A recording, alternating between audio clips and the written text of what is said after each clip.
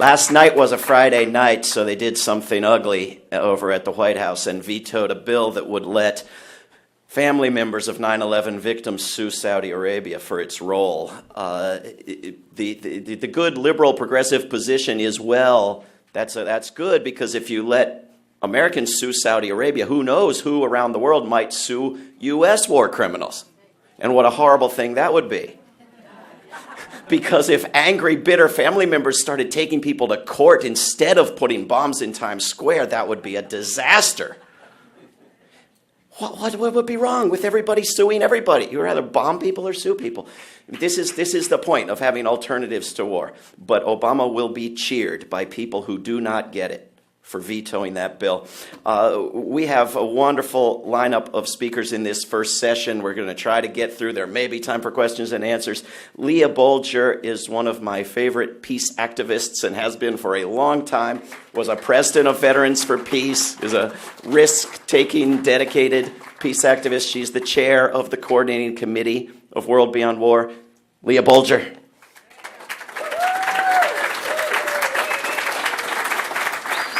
Thank you so much. I would like the audience to tell me how many people here consider themselves to be peace activists. Almost the whole room. Now, how many people here consider themselves to be anti-war activists? The whole room. Okay, that's pretty great. Although the terms pro-peace and anti-war are used interchangeably, I don't really think they're the same thing. And that's what I really want to talk about, the difference between being pro-peace and being anti-war.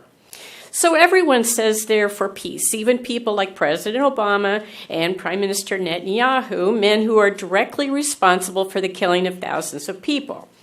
Of course, everyone says they are for peace. Everyone wants kindness, empathy, communication, fairness, justice, human dignity, and beauty.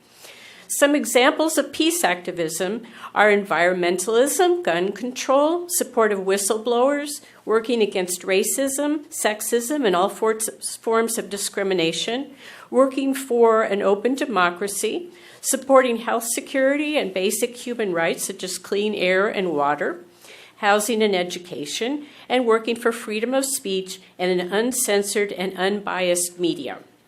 At the community level, activities which promote peace include planting community gardens, installing peace poles, food drives, holding poetry, essay, or art contests, singing, praying, all of those things which make the world a better, nicer, and more peaceful place. However, they don't speak directly against war. There are a great number of famous peace activists who have worked very hard on peace issues, such as Cesar Chavez, Julia Ward Howe, Henry David Thoreau, and Nelson Mandela, but they didn't work specifically against war. Even those who are known as anti-war activists, such as Joan Baez, William Sloane Coffin, Pete Seeger, and Ron Kovic, have concentrated their resistance to specific wars or weapons and not the institution of war itself. Now, not everyone is against war. Many people believe that there are such things as a just war or a necessary war. Although most people like to believe that they think of war as a last resort, in reality they do not. Due in large part to the corporate-owned media, they often think that it is an either-or situation, go to war or do nothing. Many people don't know about or understand the power of nonviolence or are aware of the other tools that can be used in place of violence, militarism, and war. Another reason that people think of themselves as peace activists instead of war activists is that they don't believe that war can really be abolished.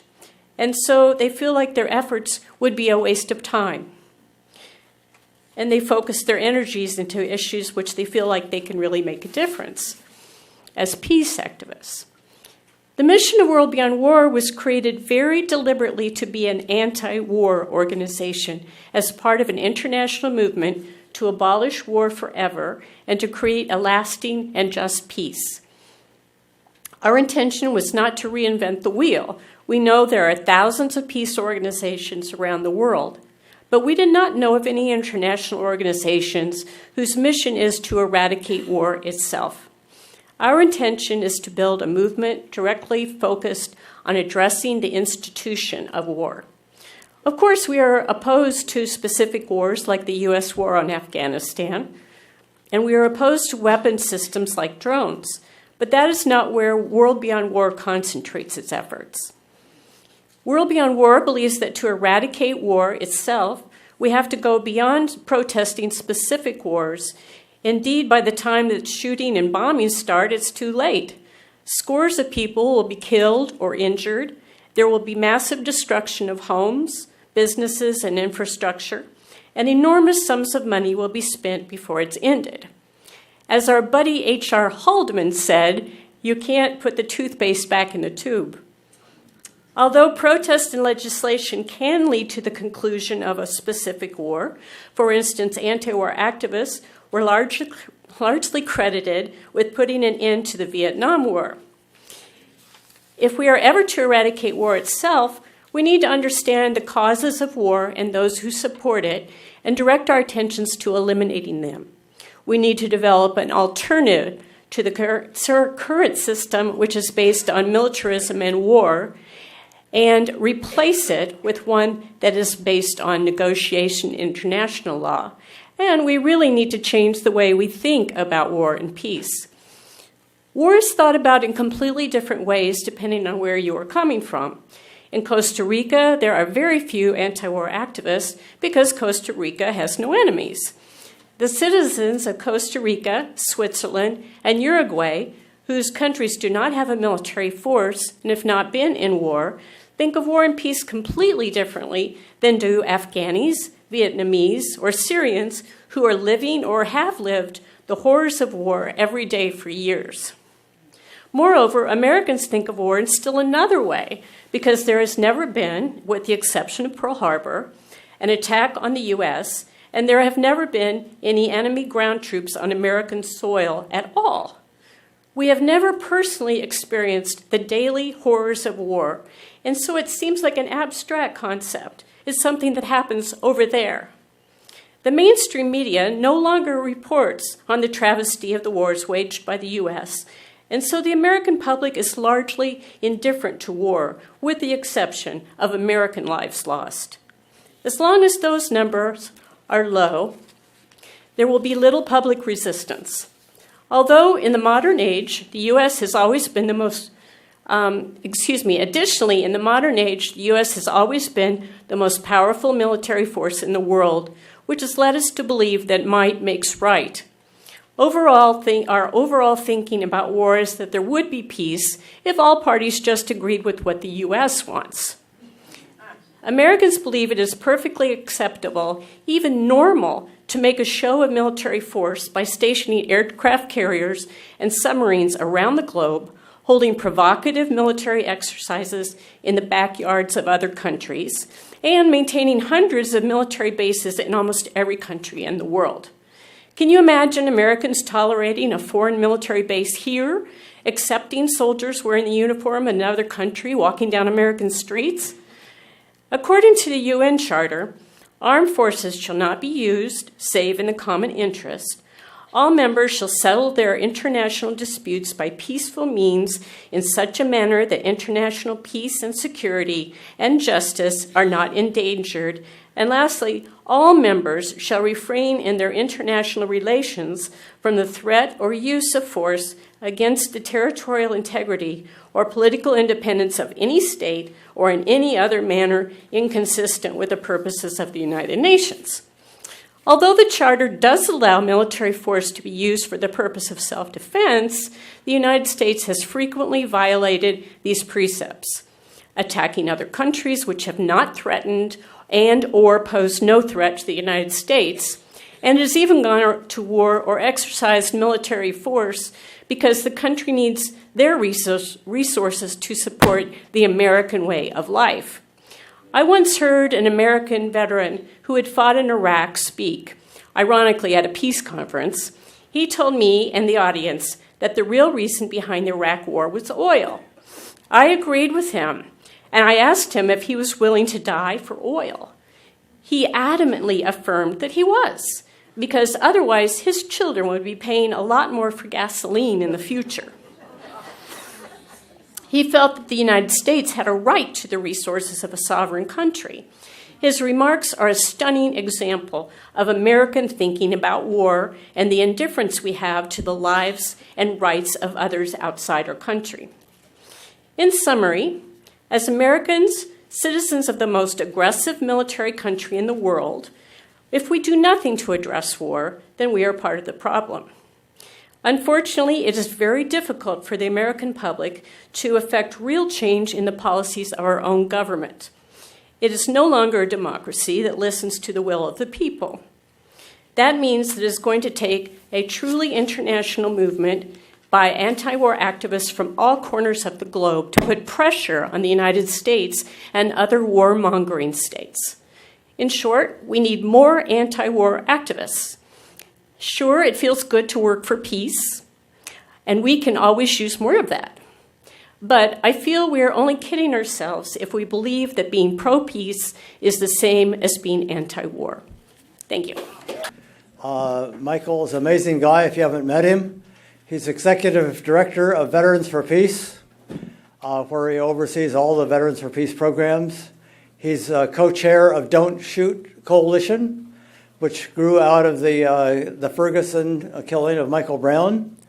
He was for 4 years the director of United for Peace and Justice, a coalition of hundreds of peace and justice organizations around the country.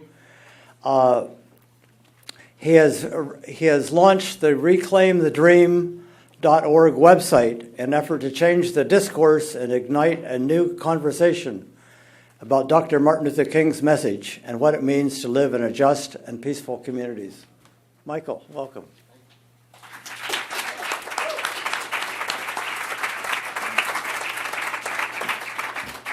Hello, everybody.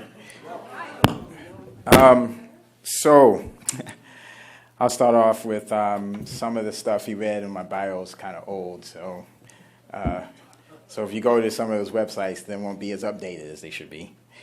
So during the past decade, I wrote this stuff down, so I'm going to read it. I've been told more occasions than I can count that my Veterans for Peace T-shirt, or the idea of Veterans for Peace, is a great idea, because I wear a T-shirt a lot that has the big Veterans for Peace, logo on it. But the person goes on to explain to me why peace is not possible. They always say, "Oh, it's a great idea," and they give me all the different reasons. I have never met anyone who does not want peace or an end to war, but I have met countless people who do not believe we can achieve it. So that has led me to believe that the most entrenched obstacle we face is not the Pentagon, corporations, or the military-industrial complex.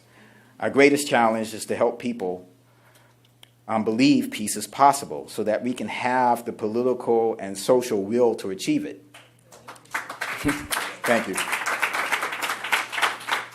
We will not achieve our goals without a critical mass of people who also share a vision of a peaceful world. Most people simply will not work to achieve something that is not possible. Further, humans tend to create what they believe is possible and acceptable. If people believe peace is impossible and war is acceptable, they will not demand real and lasting peace, but will accept and expect war. For some, this may not seem relevant. However, I believe it is extremely important because there is clearly not enough of us to bring about the changes we seek, which increasingly are changes we need for humanity to survive. Equally important is for us who claim to be peacemakers and justice seekers to believe for ourselves that peace is possible. We must feel this in our hearts and know it in our minds, or we will not be the most effective advocates for peace. I do not say this to imply that if we do not believe peace is possible, you cannot work for peace, but I do know that most of us see ourselves as truth tellers who do not seek to manipulate people. Rather, it is our hope that truth will lead to action to walk a path of peace. So I submit to you that if you do not believe or are not sure peace is possible, you cannot be your authentic self as an advocate for peace. And it will be harder for you to see social and political connections in the same light as you would if you believed peace is possible. So if you don't believe or are not sure peace is possible, I suggest you work on preparing yourself to be the most impactful and effective peace advocate you can be by gaining the knowledge that will help you understand that peace is possible. Just as I had to train to prepare for war, we must prepare and train to be peacemakers and justice seekers. Just as a soldier must believe in her cause, we must believe in our cause to win, especially when there are so many voices telling us daily that we are wrong. Now, thanks. At this point, you may think I'm going to give you reasons why peace is possible. I'm not going to do that, though. I will tell you, though, that there's a section in this book that all of you have called Why We Think a Peace System is Possible. So you should read that. Also, many of you have probably heard of Peace Leadership Director of the Nuclear Age Peace Foundation. He's a Iraq War veteran and West Point graduate, Paul K. Chappell. Yes. If you go on YouTube, you can put his name in and put in Peace is Possible, and you can see some lectures from him that definitely will help you understand peace is possible. And there's a handout on the VFP table about peace is possible. My next point is to explain the strategic imperative to think and talk about peace in the framework of peace at home, peace abroad. That phrase is the way VFP talks about our work. There is also a handout about that on the table that you can check out. Now, you don't have to use those terms, peace at home, peace abroad, but it's important to use the concept. Now, why is that? First, I hope, as I said before, that we all understand that if we're going to change U.S. foreign policy, we cannot do it alone. There are simply not enough of us. We do not have the money like corporations and the 1% to control legislators. Moral arguments will not persuade change. We must use people power, numbers to create the change we seek. If you understand that, the question is, how do we manifest that power? Peace must be made relevant to people in their lives. Right now, it is not, or at least in the context that the peace movement usually talks about. Now, I am sure all of you have seen the terrible destruction in Aleppo. I'm also sure you know what and where I am talking about. More than likely, you also know that Libertarian presidential candidate Gary Johnson, when asked about Aleppo, asked, "What is Aleppo?" Either he really didn't know, or the name simply did not immediately ring familiar to him. Certainly, Gary Johnson is not a dummy, but for him, Aleppo did not carry enough significance for him to remember. He illustrates the reality of most people in this country, especially people who are dealing with the reality of finding a job, making ends meet, concerned with police violence or general violence in their community. So let me give you some examples. According to USA Today, on the 4th of July weekend in Chicago, 64 people were shot and 4 killed. In 2015, police reported 10 killed and 55 wounded. And in 2014, 16 were killed and 66 wounded. Right now in Charlotte, we have a rebellion in response to the police killing of Keith Lamont Scott. I was personally involved in the rebellion in response to the killing of Michael Brown Jr. Right now, police are searching for a man who shot and killed 5 people in a mall not far from Seattle. So what do you think people woke up in Chicago on Monday thinking about on Monday after the 4th of July weekend? What do you think people are thinking about in Charlotte and Burlington, Washington today, or Ferguson in 2014? Of course, death is the most extreme example of why people may not pay attention or take action about U.S. foreign policy. But there are a host of survival issues that grab people's attention and drain their energy so that they have no choice but to resist what seems to be, to them, of the highest priority. So for pragmatic reasons, the peace movement must find ways to enlist more people to see peace as relevant in their lives. But that is not all. Peace at home, peace abroad is the correct framing because there are inextricable links between U.S. foreign policy and domestic policy. It reflects a positive, proactive answer to a reality of war at home, war abroad.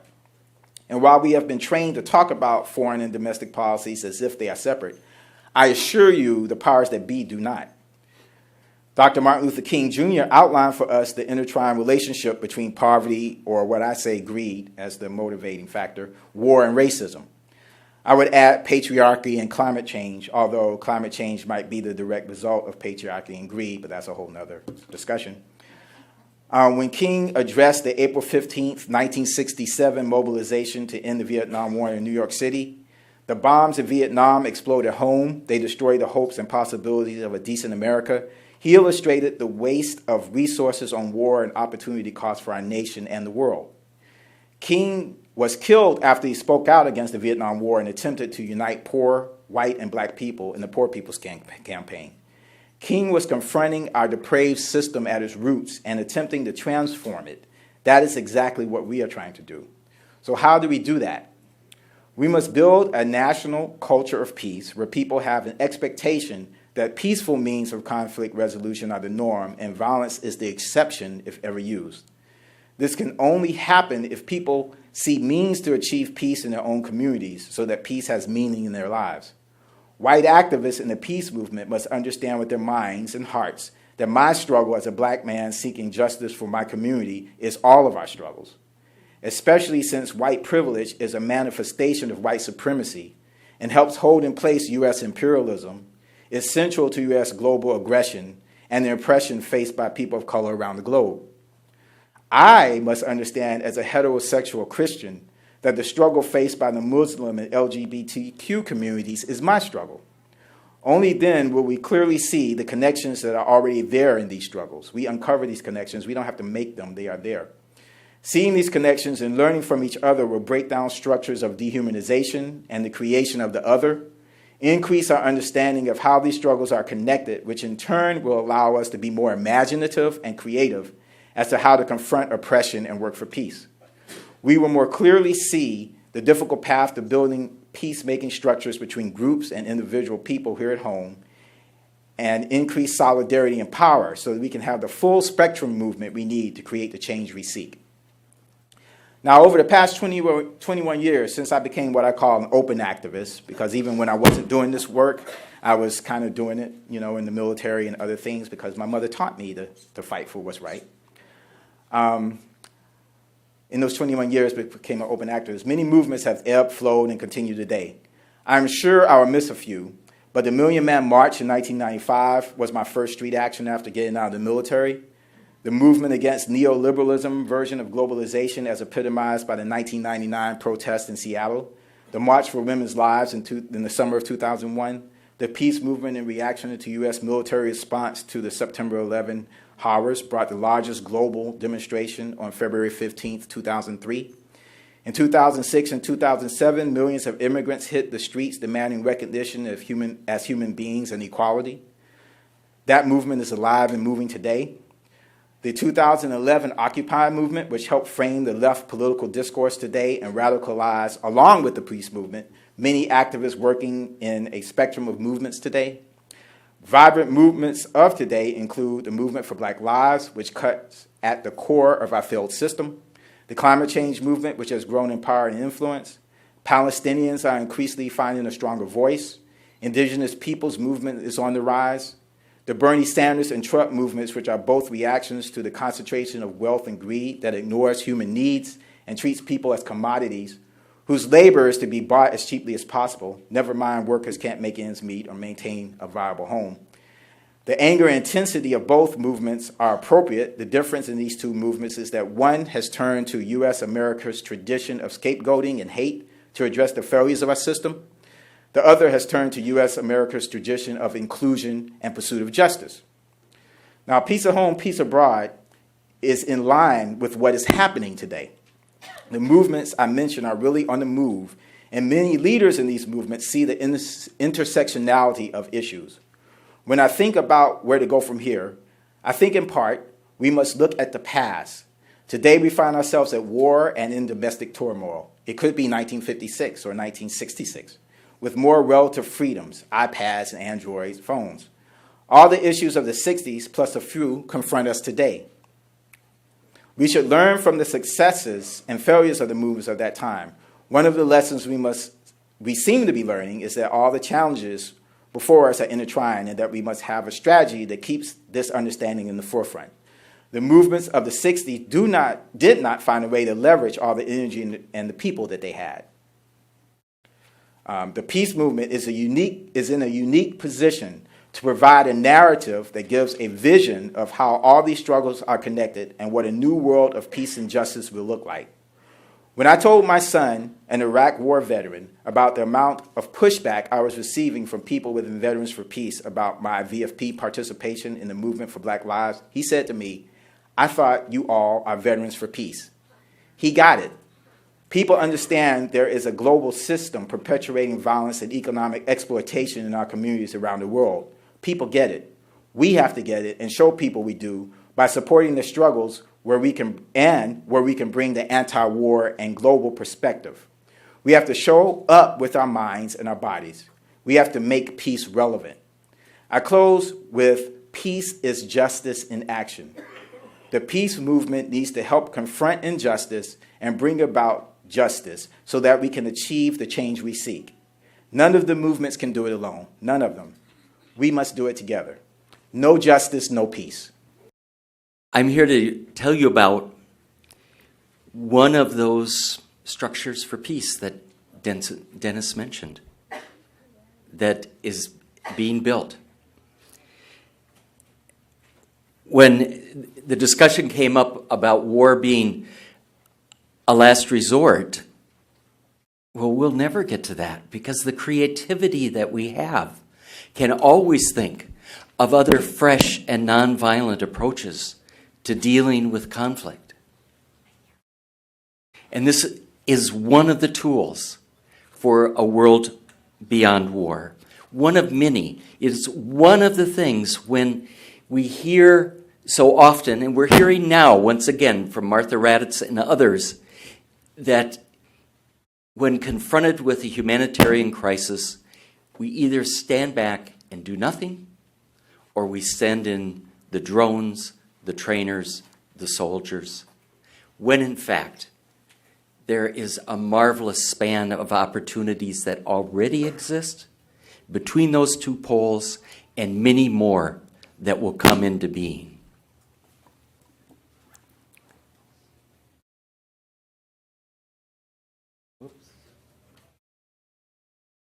Craig, do you know how we... I spend a fair amount of time in areas of violent conflict, and I honestly can say that it makes me more nervous about will the technology work than it does being in a conflict area. So unarmed civilian protection in practice. The way that Nonviolent Peace Force does it is based on 3 pillars: that we are nonpartisan, that we are nonviolent, and that we rely and are guided by the primacy of local actors. Our teams are specially trained professionals. They are paid for their work. They work full-time, 24/7, on civilian protection. They come from a variety of different countries, currently from 26 different countries, with at least half of the civilian protectors coming from the host country. 50% of the people doing the direct protection are women, and that is key in terms of our ability to be able to protect. And I contrast that with the Department of Peacekeeping at the UN, the armed peacekeepers, where 3% of the armed peacekeepers are women. We're strategic. This is based upon ongoing conflict and context analysis. We're nimble. We can move quickly.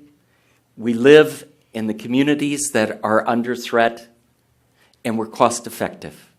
It costs us about $50,000 a year to train, to recruit, to transport, to insure, to house, to feed, and to pay an unarmed civilian protector. For those of us who are paying our U.S. taxes, it costs them $1 million per soldier per year in Afghanistan. So we're the fiscal conservatives. So I put this up here not to overwhelm you, but just to give you the suggestion that there's a variety of nonviolent methods that can be applied to protect civilians based upon an ongoing conflict and context analysis. And I'll give you a few examples of that in a moment. Selkirk College in British Columbia has started to keep a database on unarmed civilian protection activities in the world. And it quite frankly surprised all of us when they found that unarmed civilian protection has been used by 56 organizations in 37 countries between 1990 and 2015. This is a growing phenomenon, and it's growing because people around the world can do it, and it's accessible for people to be able to do it. One of the most often used methods is protective accompaniment. Here you see one of our civilian protectors, Tiago, who is from Brazil. This is a scene in South Sudan where you know that millions of people have been displaced with the reignition of a war in December of 2013. They've been displaced into what are called protection of civilian areas. Every day, women have to leave to collect firewood so that they can prepare meals. And cadres of both government soldiers and rebel militia will lurk on the perimeter of the camp and will gang rape the women as a strategy of war. What we have found is if 3 to 5 people like Tiago accompany 20 to 30 women, the soldiers look the other way. This has been 100% successful.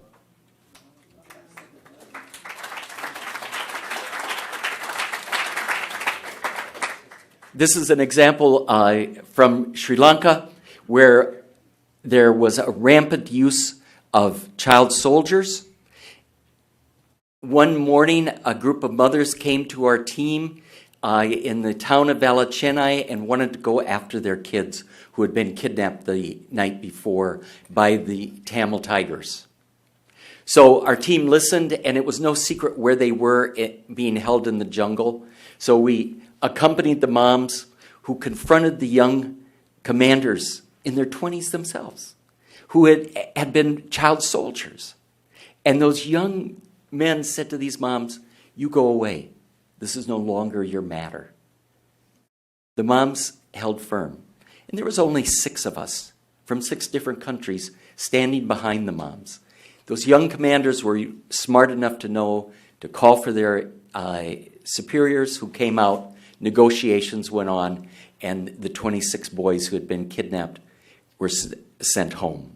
That led into an ongoing effort at the retrieval of child soldiers, which turned into prevention efforts, and finally the mothers organizing and playing a major role in stopping the kidnapping of children, not only by the Tamil Tigers, but also by surrogate militias that were working on behalf of the government. So I know I'm time limited, so I'll just give you one other example. Here you see Andreas on your left from Mexico and Derek on your right. They were in one of those protection of civilian areas in South Sudan when it was breached by a militia. The militia started shooting people point blank. Andreas and Derek took 14 women and children they were with into a hut and stood in the doorway. On 3 occasions, these young men with shiny new AK-47s. So they pointed those guns at Derek and Andreas and said, "You have to get out of here. We want those people." On all 3 occasions, they calmly just held up their nonviolent peace force badges, said, "We are unarmed. We are here to protect civilians, and we will not leave."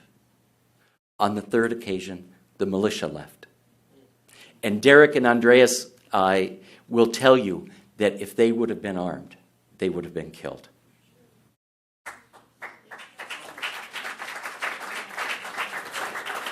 So I have lots of other stories to share with you. The women's peacekeeping teams, of which there are now 10 in South Sudan, these are indigenous women who are not only going to flashpoints of violence to quell the violence, but also are working to accompany women who are raped throughout the process and talk with their peers, other women in the community, about the economic advantage of keeping their daughters in school when they're being married off at a young age. So just to let you know, this has been evaluated both quantitatively and qualitatively numerous times. One external evaluation found that the armed actors found that their behavior changed when there was a third party watching over them. Leeds Beckett University in the United Kingdom has looked at evaluations of many of the groups that are doing this work, and what they've found is lives are saved, communities are able to stay home, peace and human rights work is more possible. This work supports the reestablishment of relationships, the behavior of armed actors changes, and it demonstrates that nonviolence works. And it takes time. An independent panel at the UN that looked at UN peace operations as a whole came back with a very startling conclusion to those who run the UN, and that is that unarmed strategies must be at the forefront of UN efforts to protect civilians. So let me leave you with the fact that there are more peace builders, more conflict transformers, more civil resistors, more nonviolent peacekeepers on this planet than ever before. That work is not wasted, and we are connecting, and we can do this. We can do the change that's necessary to bring a world beyond war. It's going to take a lot of work. It's going to take a lot of risk. Not all of us will survive, but we can do it. Because we'll have the conflicts, but our future is either nonviolent or there is no future. Thank you. Michelle Kwok is here with us. She's a student at American University. She's the standing president of Peace of East Asia through Creative Engagement, a highly regarded academic student organization at the university, where she's also pursuing a dual degree in International Studies and Asian Studies. Her passion primarily lies in international development, particularly in international law concerning disability rights and reform policy in East Asia. She was appointed as a youth ambassador for peace by the Washington, D.C. Korean Council in 2016, and her academic work and research has recently been recognized by the Korean Ministry of Defense. Her experience working with several international non-governmental organizations has fed her academic interest in examining media rhetoric as a tool to shift public policy and opinion. Coming from, in the last panel, someone asked the question, what's the role of youth in terms of world peace? And so I hope to kind of share my opinions and, to share. The second leg of this panel kind of asks the questions, is truth and reconciliation achievable? And for me, I'm Korean American, so I'm coming from a context of the current status quo of the Korean Peninsula. And so I'm sure all of you have heard about the 5th nuclear testing by DPRK. And so there's been a lot of talks about where our world is headed and where our security is headed. I was actually able to attend the conference, the 4th U.S. ROK dialogue at the Wilson Center this past week. And and I kind of wanted to talk about what we as the youth kind of see in terms of what's going on in East Asia and how we could address it. And so, as you know, because of the 5th nuclear testing, there's rising tensions and hostile rhetoric being passed between the United States and DPRK and even within the South Korean government. So my past research has been on how foreign policy, the rhetoric used between states, was able to shift public opinion. And this time around, though, I really want, like we kind of talked about today, how, as a civil society, we can influence change within our governments and how our governments interact with other states. And so, one form of reconciliation, I kind of wanted to redefine reconciliation through this opportunity to speak. A lot of people, when we say reconciliation, it's post-disarmament or post-conflict. But I would like to kind of pose it, what if we use reconciliation as a means to achieve some sort of peace or achieve or catalyze state movement towards peace. And so actually, within the context of North Korea and South Korea, in the late 1990s and early into the 2000s, Korea actually did move towards a reconciliation policy called the Sunshine Policy. It was induced by President Kim Tae-jung, and I kind of wanted to share the little the fable that inspired this reconciliation policy. It's a Korean fable, and in our legends it said that there was a man who was stubbornly wearing a coat, right? And there are two elements. There was the wind and the sun, and both elements wanted this man to take off the coat. But the two elements kind of were arguing amongst each other who could get the coat off quickest or most effectively. And so they kind of made a deal, and then they said, okay, go and try to take this man's coat off. So the wind decided, okay, I'm going to try to blast the coat off of the man. And so it rushed and, tried to take off his clothing, but it didn't work. And then the sun said, okay, watch this. And then as the sun grew warmer and warmer and warmer, the man himself took off the coat because he was hot. And so President Kim, he said, let's take a similar approach to DPRK in terms of disarmament. Let's let's engage our civil societies. Let's be warm to our North Korean counterparts. Let's open up trade deals. Let's open up economic opportunities. Let's invest in their society. And it worked fairly well, actually. And although a lot of critics say, it was a failed policy, within the context of North and South Korea, it surprisingly did soften some sort of communication between the two.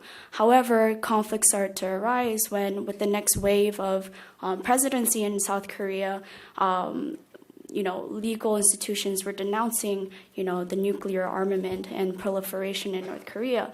And that put South Korea in a position where it had to choose between its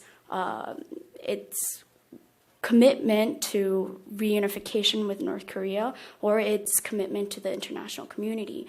And that's where we stand today. We see that in our geopolitics in the East Asian region. We see South Korea continually being in the spot of having to choose between its alliances with, the United States and other international, global powers, and its relationship with its brother country. So it kind of trickled down to, when it came to peace in East Asia or peace on the Korean Peninsula, it kind of trickles down to the discussion of nuclear security. And if you ever Googled nuclear security, or if you ever looked it up, it's kind of a circle of, it's a kind of like a fast hole into pessimism when it comes to peace. But I was, when I was at the dialogue, they kept mentioning it's reconciliation between the two states is impossible without conflict.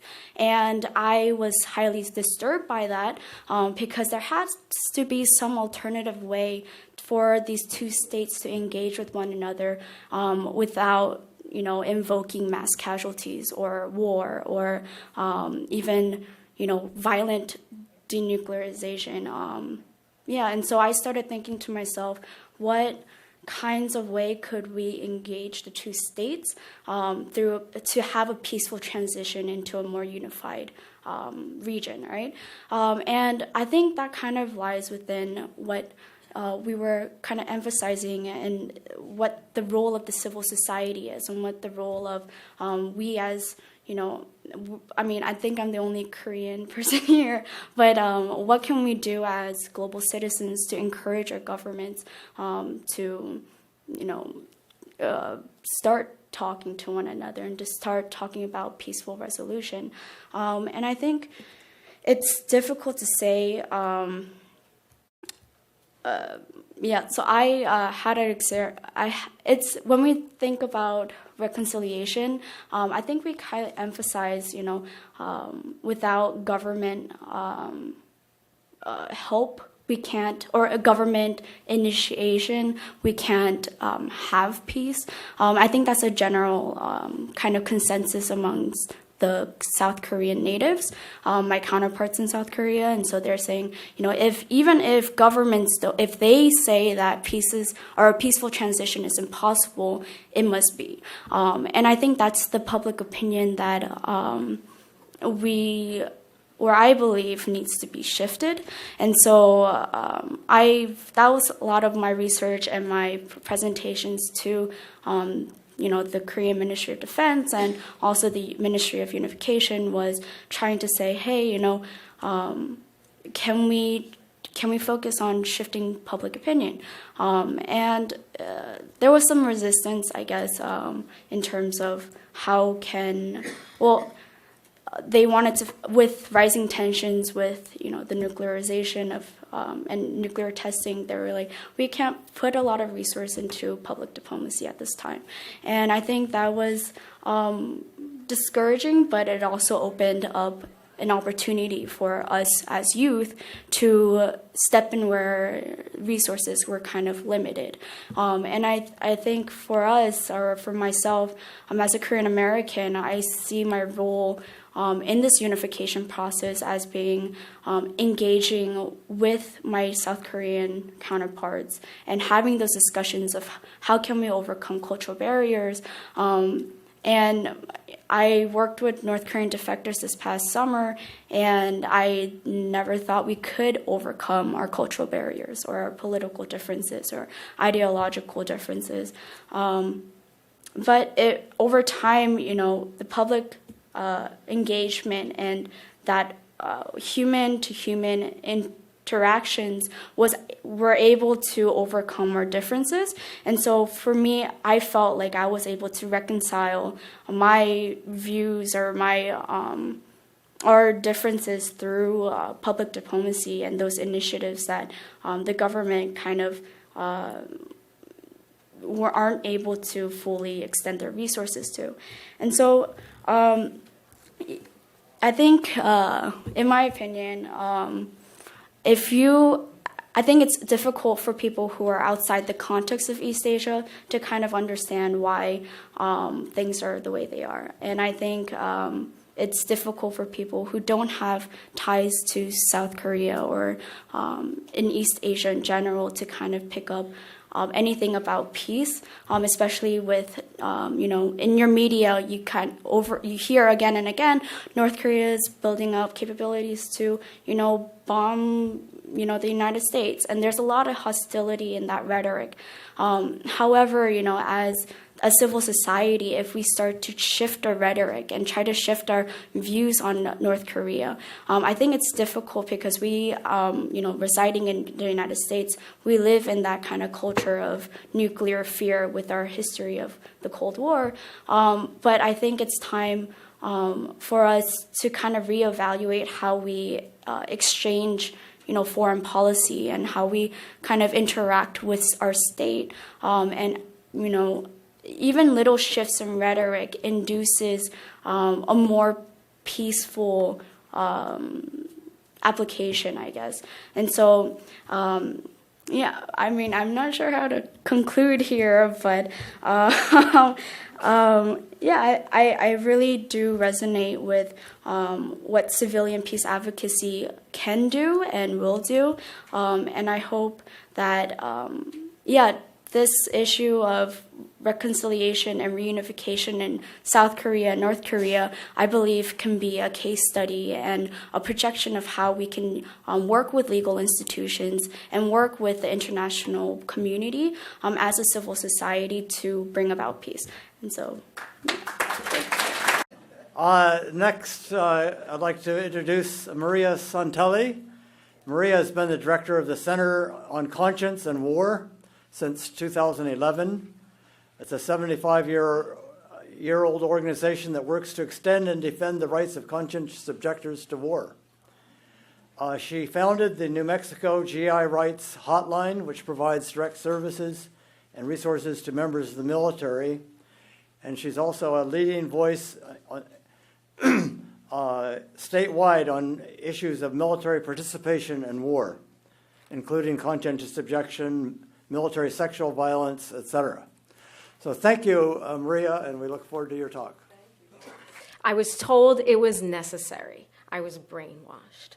As a U.S. Army chaplain, I watched on August 6th as the Enola Gay took off for Hiroshima, on August 9th when Boxcar took off for Nagasaki, and I said nothing.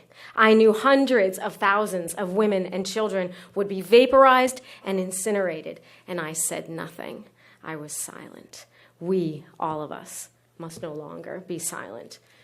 Those are the words of Father George Zabelka, a Catholic chaplain and conscientious objector. Conscientious objectors, or COs, start, like Father Zabelka did, with what's in front of them, with what they're witnessing, what they're doing, what they're failing to do. And they start by recognizing that something is wrong. And then this prick to the conscience evolves into a realization that all war is wrong. Brian, a Navy officer, writes in his application for discharge as a conscientious objector, "As I graduated and became a winged aviator in an active war-fighting squadron, the reality dawned on me.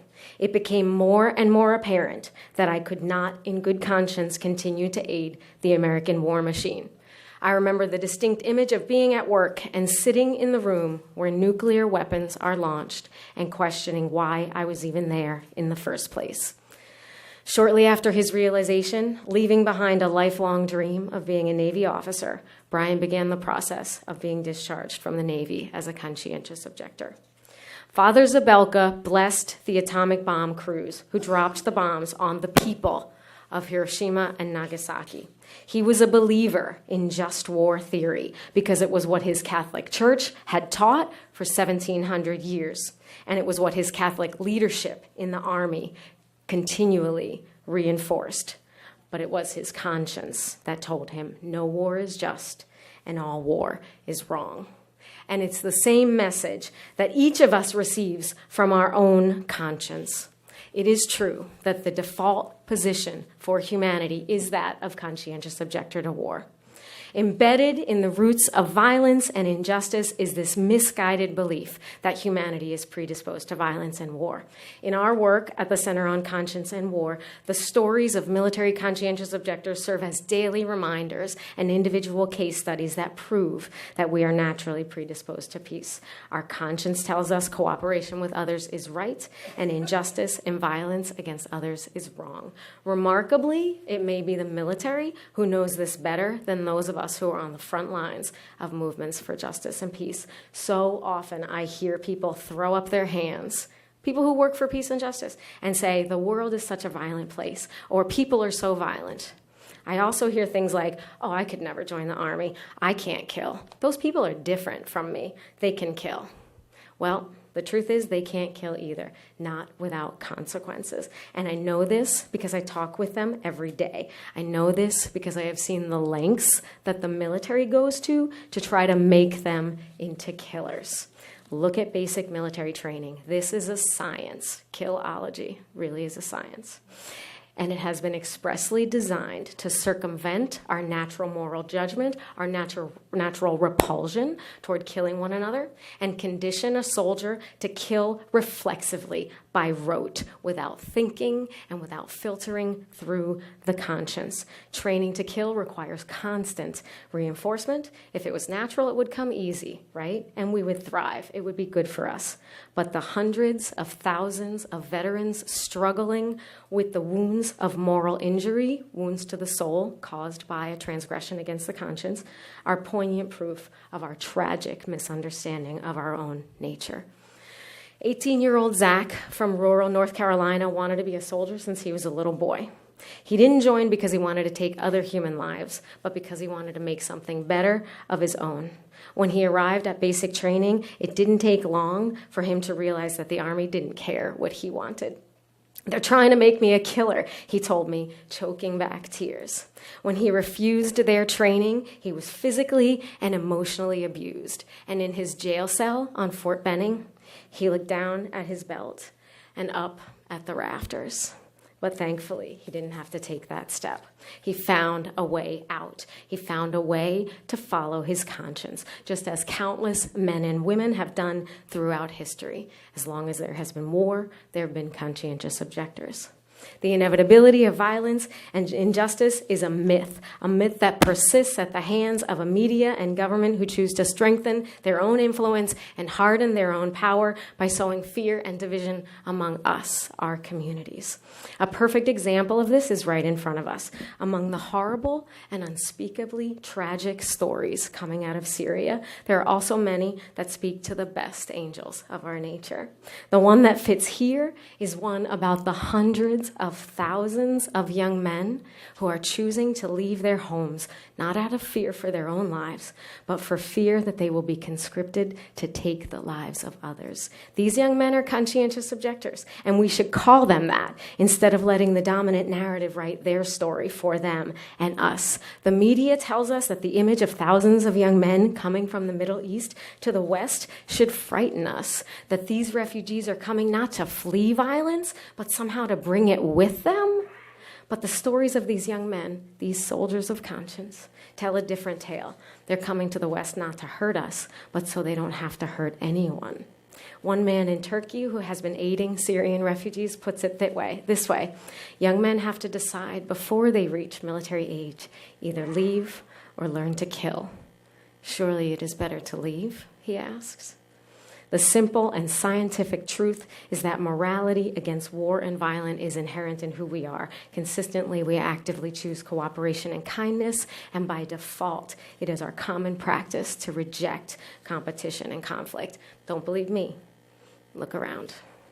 I am privileged to witness conscience in action every day, and I'm pleased to invite you to do the same. We need to do a couple things to insist that we stop abusing the men and women of our armed services by sending them off to wars that are based on lies, and to hold accountable in criminal court anybody who sent them there based on lies. And number three, to start to redirect the priorities of the country. Every war is taking food out of people's mouths, and we're building these weapons that are neither needed nor should they ever be used. This is a call for redirecting priorities. David, I mean, you were talking about that earlier. I would just add that the misguided notion that we should have a draft because then there would be a bigger peace movement is not borne out by history. And to have a big peace movement that can stop a war once 6 million human beings have died, which has not happened anything close since the elimination of the draft. It gets it exactly wrong. Let's not add women to the selective service to stop discriminating against them by not forcing them to sign up for mass murder. No, let's have free college. That's a hell of a stand for equal rights, isn't it?